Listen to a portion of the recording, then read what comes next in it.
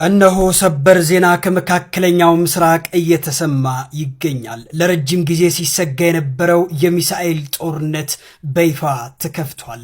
የአሜሪካና የእስራኤል ጥምር ጦር በኢራን ላይ መጠነ ሰፊ አየር ድብደባ መጀመራቸው ተረጋግጧል። በኢራን እምብርት ቴህራን ውስጥ በርካታ እጅግ ከፍተኛ የሆኑ ፍንዳታዎች እየተሰሙ ሲሆን ከተማዋ በጭስና በከባድ ድምፅ ተወጥራለች።